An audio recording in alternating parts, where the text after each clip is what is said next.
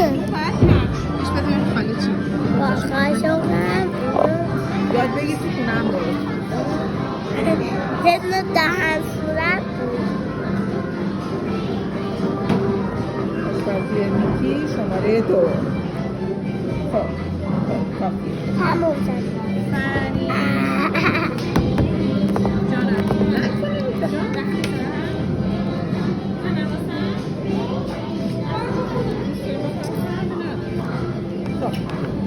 یه ذره پنیر میریزیم روی نون شما پخش بکن قشنگ جاهای مختلف نونه بعد پنیر داشته باشه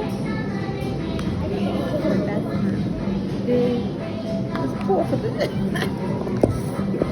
مال خودته بذار پخته بشه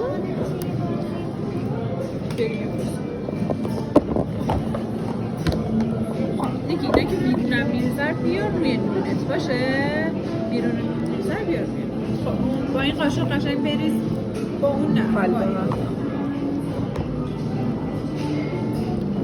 مثل من بریزم شما پخش کنی نریزم من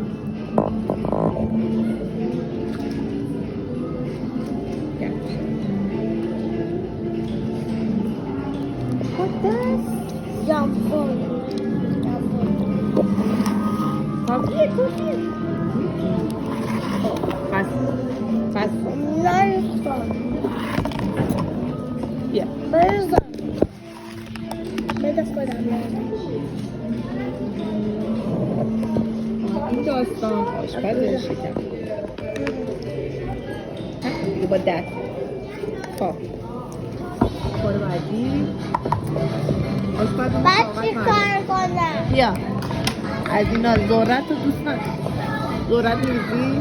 نه ذرت دوست نداری قارچ قارچ هم دوست ندارم قارچ هم دوست نداری؟ خب فلفل دلمه دوست نداری؟ داری؟ اونو دهن نزن دیگه اون قاشق مشترک بود نکن یه تا میتونی کسی کاری نکنی قاشق خراب کردی من قاشق داریم اینو من میریزم شما قشنگ پخش به هم نزن فقط پخش خب بس خوبه فلفل دلمه اونایی که بیرون ریخته بیرون نونه تو بیزار روی نونه سیگار آفرین بیا روی نونه گوش بده ببین خاله چی میگه قشنگ یه شکل هول بده جلو بیا روی نون آفرین سلام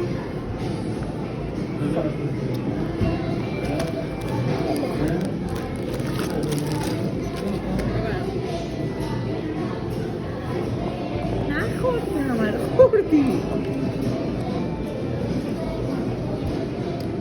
مامان تا آماده میشه برم بازی خب دیگه چه بازی حالا باید بشینیم منتظرش بمونیم پنیر بریزیم خاله داشتش گذاشتی توی مایکروفر تا آماده شه من میرم بازی کنم چه بازی؟